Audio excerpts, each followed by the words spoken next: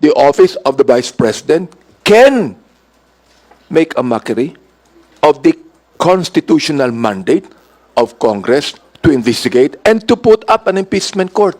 Dapat, humarap siya. Siya ang mag-explain. Huwag niyang sasabihin yan sa mga staff niya.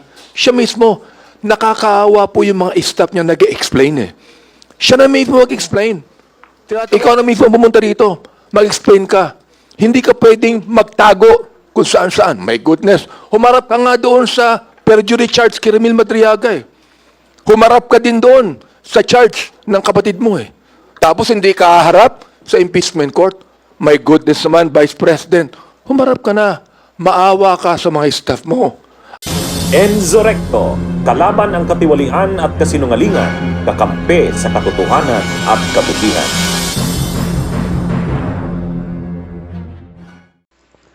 Kong Benny. Magandang hapon po. Nakakagulat, nakakapagtaka na pwede palang mag-withdraw ng 125 million. Isang withdrawal sa land bank. Ano po? Kahit sinong public official, hindi pwede mag-withdraw ng ganyang kalaki. Pero alam nyo, ang nakakabahala dito ay tulad po ng baha na nangyayari ngayon.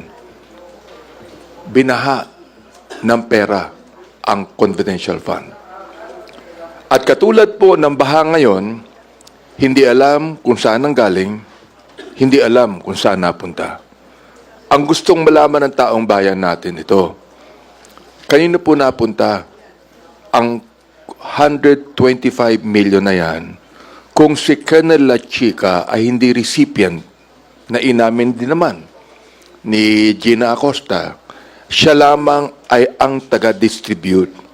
So what we'd like to find out sa ating taong bayan, kung kanino po ibinigay ang 125 million pesos. Doon dapat ilabas ng kampo ng Vice Presidente. All right, we're now ready to receive your Sergeant. Sorry, just to wrap up the entire proceedings today, I think very important po na ilatag po natin yung punto ngayong araw nito. Hindi po ito COA witness, hindi po ito NBI witness, hindi po ito PSA witness. Ito po ay hostile witness, tao po mismo, Special Disbursement Officer ng pangalawang Pangulo po mismo. At ano po yung sinabi, mula po doon sa utos ng pangalawang Pangulo, ibinigay po ni Ms. Gina Acosta ang 125 million kay Mr. La Chica. Malinaw na malinaw po yun. Kung ang lagi po nating tanong saan napunta ang perang 125 million, binigay po ang sagot ngayong pong araw na ito, binigay kay Mr. La Chica, at hanggang sa araw po na ito, tinatanong po natin, sino ho talaga yung tumanggap ng lahat po ng perang ito. At mahalaga din pong banggitin na si Mr. La Chica, katulad ng binabanggit, ay hindi po organic na tao ng Office of the Vice President, and therefore, wala po siyang kapangyarihan o karapatan na mag-disburse ng pong confidential funds. Ang dapat pong nagdi-disburse ng confidential funds ay mga accountable officers lamang, particular, yung pong Special Disbursement Officer, yan po yung naging batayan. Bakit nagkaroon po ng Notice of Disallowance for 2023? Nakasama na ho mismo si Mr. La Chica sa bagay po na ito. No? So, yun po yung inabot ngayong araw na ito, binubukas na ho namin yung hapag para sa mga tanong. Thank you, Congressman Terry. Joseph, you're... Can I address my question to Attorney Jay, please? And I'd like to focus on the issue of transfer of authority. Kanina, towards the end of the trial, there was a question whether si Colonel La Chica has become a disbursing officer or was he just a recipient? The prosecution's position, please. Okay. To be careful with respect to what was the answer given by the witness. Well, I think she didn't answer it directly. But what is clear is that under the joint circular, there's only one SDO, and that is Acosta, and she never disputed that fact. She readily admitted it. No? And she also admitted that in the same joint circular, she is prevented from transferring custody over it to another accountable officer. No? And in relation to that, babalikan natin, anong reason behind it? Anong importansya niyan? Ang nagpaliwanag niyan, si Ms. Sailin Del Campo. Dahil sinabi nga niya, hindi pwedeng kahit sino lang no, ay will act as special disbursement officer. Dapat yan, through an authorization issued by the head of agency. No? At ang authorization, it was given in favor of Acosta. Pangalawa, ang SDO ay isang bonded officer. So, meron security ang gobyerno kung merong mangyari doon sa pera. Kaya, mahalaga, manatili na nasa kanya yung pag-control at pag-disperse ng pera. Again, these are the explanations given Ms. Eileen Del Campo. Last na lang, sir. Last hearing, no, si SP, he asked si Sailin, why is it important to maintain the chain of accountability? I think you mentioned in part na there's a risk, sabi nila Sailin last time. No? There's a risk na, okay, kung sa akin yan, I will know where the money will go. No? But when it's transferred to another person, mawawala yan. No? Can you elaborate on that point, please? Yeah, that's correct. Kasi nga, ang explanation ni Sailin, dapat walang intermediary between the SDO and the final recipient. No? Ang explanation ni Sailin, what is required under the joint circular is if you're the SDO, ikaw mag-disburse niyan. No? Kaya nga ikaw ay special disbursement officer. So ikaw ang magbibigay niyan sa final recipients. Hindi pwedeng dadaan yan sa intermediary. No? So, kanina, mukhang ang naging tanong ng presiding officer sa kanya, nung binigay mo ba sa kanya yan, siya ba ay recipient, meaning the final recipient, or, I want to be careful with my words, but I don't think he used intermediary. I think he said, parang, release o tigapagbigay. No, again, I want to be accurate. I'm not sure about the words. But ang sinabi nga niya, hindi niya binigay as final recipient. So siguro siya yung tiga-disburse. Again, no, let's just check the actual words. But you're right, if you correlate it with the statement of Ms. Eileen, ang sinasabi ni Ms. Eileen dyan, no, dapat diretsong binibigay dun sa final recipients. Siguro very important to make the distinction on the two possibilities no, na binabanggit as a recipient and as an authorized disbursement officer. No? Una, hindi ka pwede maging authorized disbursement officer kasi nga, very clear po yung rules. No, na wala ka naman hong delegation of authority para sa ganito pong bagay.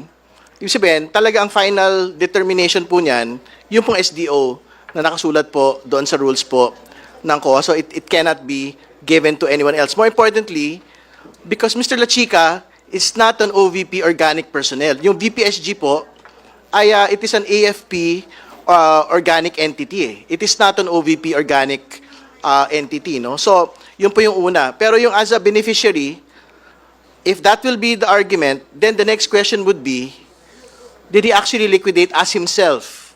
Yung pong 125 million. But as far as we know, it is Mary Grace Piatos' name who signed those particular acknowledgement receipts. No? So, on both counts, tingin ko, hindi ho lilipad yung pong ganun pong paliwanag. My statement would be this, no? Was it proper for the Vice President to say that? Was it appropriate for the Vice President to order the Special Disbursement Officer to give the money to a Colonel La Chica who is not an organic member of the OVP? Was it appropriate for the Vice President to do that? Was it proper for the Vice President to do it? Because siya ang impeachment officer, impeachable officer. Was it proper for her to do that? Ngayon, tanong ng taong bayan yan, proper ba ang ginawa niya? Appropriate ba ang ginawa niya? Aba, kung hindi, well, wala tayong magagawa dyan kundi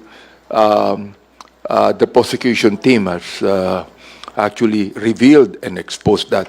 Ayun, papasalamat ako. I was the vice chair of the Committee on Good Government, when we investigated the vice president on that. And napaganda ng mga katanungan ni Congresswoman Chinky Luistro on that. Ang papasalamat ako na nagkaroon muna ng investigation ng Committee on Good Government para ito ay may lahid ng gusto sa impeachment court. Okay. Yun po ang gusto kong sabihin. Salamat po. Haji, your turn. Magandang hapon po. Haji Kaminyo ng Brigada News FM. First, do you expect the defense to navigate on the angle na gumamit po ng artificial intelligence or kumbaga kung saan man po na technology, yun pong inyong pag-simulate nung confidential funds na winidraw po o in-encash doon sa land bank? Well, it's clear that there was no intention from the prosecution to pretend that those were the actual funds. No? Maliwanag naman, hindi naman yan ang sinasabi na yan mismo. It was just a visual representation as to how they were produced, if you used AI or what. It's immaterial. No? Kasi nga, tinatanong nga mismo sa witness, katulad ba nito yung nakita mo na pera? Katulad ba nito yung ginamit mo na mga bags, no? Kung saan mo linagay yung pera mo? At sinabi naman niya kanina, mayroong mga pagkakatulad, no? And pati din dun sa mga cash, no? Yung mga bundles of cash, sinabi naman niya more or less halos pareho yung linapag sa kanya. No? Just to show gaano talaga kadami yung bulto-bultong perang pinag-uusapan natin dito na tinanggap ng Office Vice President, no? Sa pamamagitan nito ni Ms. Acosta. Okay. Well, ako, personally speaking, I expect the defense to do everything they can to exonerate the Vice President. Pero palagay ko, hindi AI yung pagkaano namin dito, no? Ang bigat. Ako, nabigitan ako, Di ba? I mean, pinapakita lang natin kung gaano katindi ang 125 million na dapat malaman ng taong bayan. Pinapakita po natin dito, how can the office of the Vice President withdraw 125 million? Saan kinuha ang authority ng bangko to withdraw such a big amount? Ngayon lang po ako nakakita ng ganong klaseng amount. Kung yan, hindi nilagay sa bags yan. Aba, kinakailangan ng hauler para ilagay sa isang sasakyan na malaki ang perang yan. Now, the question again is, okay, sinabi na po ni Congressman Diron na hindi organic itong si Canela Chica sa OVP. Sinabi na natin na si Miss Acosta ang talagang special disbursement officer. Bakit hindi siya? What we would like to see kung kanino ibinigay yan. Sa akin, I maintain my position na yung pinagbigyan yan, ghost. Ngayon, kung hindi ghost yan, ay ipakita. Nasaan si Piatos? Nasaan si Andy Lim? Kung hindi ghost yung mga taong yan, kung hindi mga multo yan, ilabas nila rito para malaman natin. I think it would be the Vice President should come because she continues to make a mockery of Congress. Mandato namin to Mandato ng Senado ito. Mandato ng Congress ito. Ibig sabihin, the office of the Vice President can make a mockery of the constitutional mandate of Congress to investigate and to put up an impeachment court. Dapat, humarap siya. Siya ang mag-explain. Huwag niyang sasabihin yan sa mga staff niya. Siya mismo, nakakaawa po yung mga staff niya nag-explain Siya na mismo mag-explain. Tinatawagan ko ngayon, si Vice President, maawa ka naman sa mga staff mo. Ikaw na mismo pumunta rito, mag-explain ka.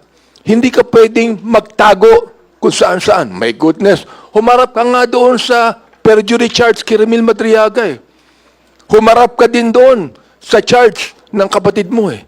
Tapos hindi ka harap sa impeachment court. My goodness naman, Vice President, humarap ka na. Maawa ka sa mga staff mo at ipaliwanag mo sa taong bayan kung bakit hindi ka kinakailangang ma-impeach. Yan ang panawagan ko. Bunyog, bunyog, halikan na kasama ka. Bunyog, kapag buklod ay may pag-asa. Luzon, Visayas, Mindanao, isa ang pananaw. Sa bagong Pilipinas ang bunyog isisigaw.